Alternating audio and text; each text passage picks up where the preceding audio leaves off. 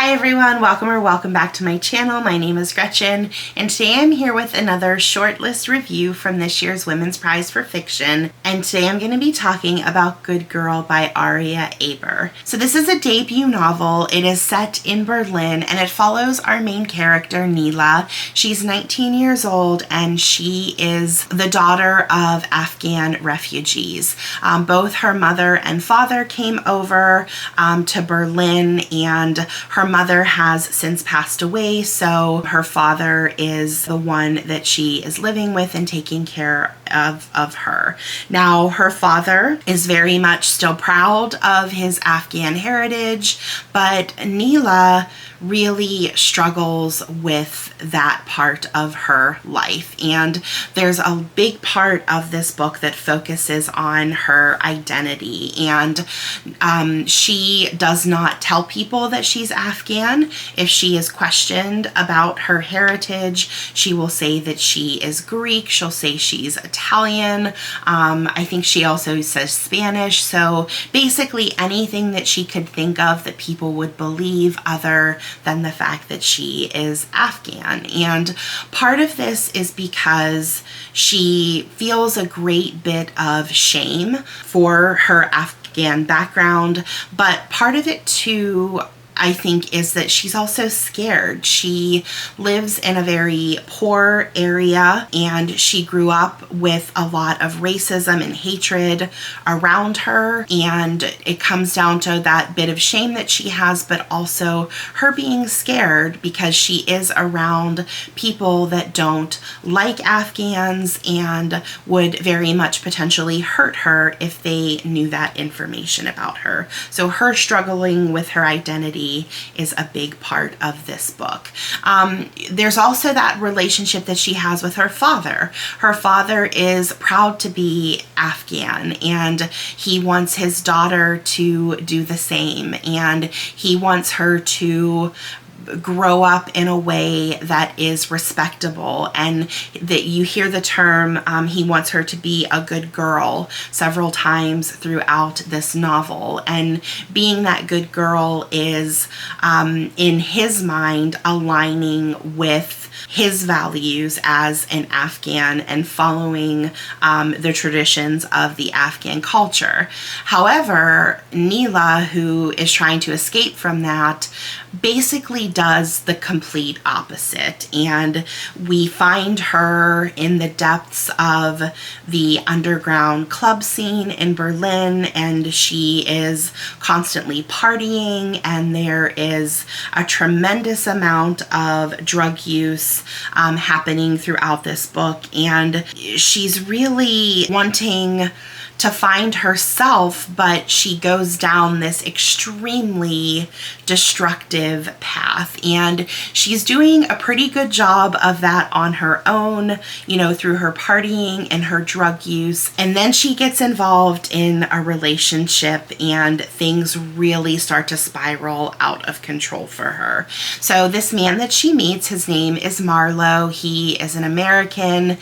He's in, I believe, his mid to late 30s. I can't remember his exact age, but he's significantly older than her. He is also at the time in a relationship, and there's just so many toxic elements to this relationship that they have. Not only the fact that he is not committed to her, but he also treats her like garbage, and their relationship is just really, really disturbing and horrifying to read because he treats her so terribly, and she is also not doing anything to stand up for herself, and she is allowing all of these horrible things to happen. And obviously, as the reader, knowing her background and, you know, how ashamed she is of herself, it almost feels like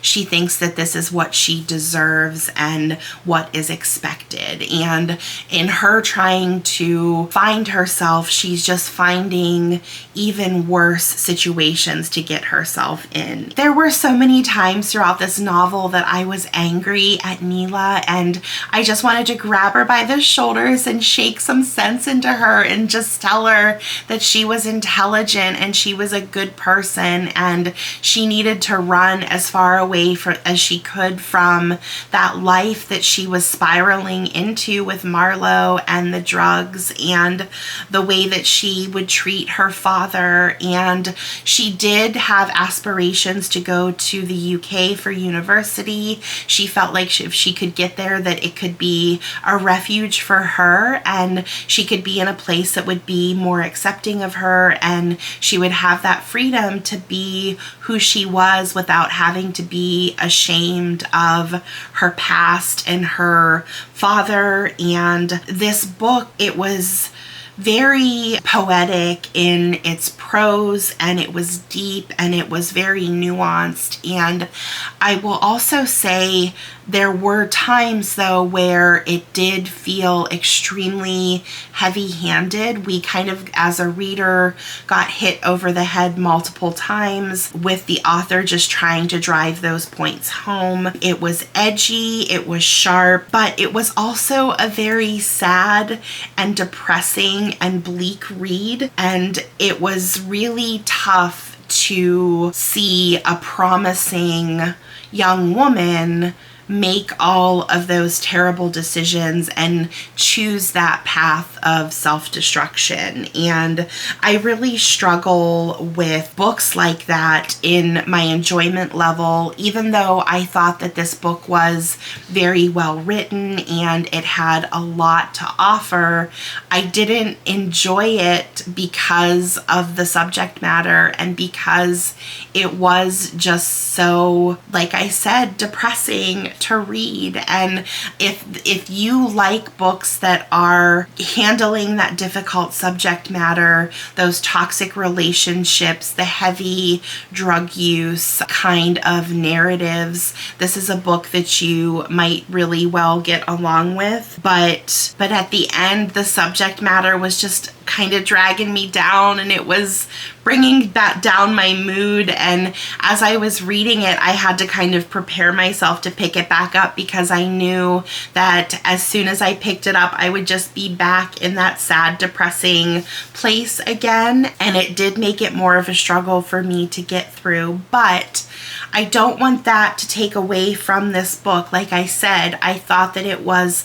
well written. It had a lot to say. It was doing things that felt very fresh and new, and I love the fact that this is a debut novel because the talent that this author has is very easy to see, and I'm really looking forward to future books from her, maybe with a lighter subject matter. I'm not necessarily asking for sunshine and rainbows, but this was a dark and gritty book, and I do think that this is one of those books that, depending on the personal headspace that you are in, could really sway your enjoyment level. But yeah, I do think that this is worth a read.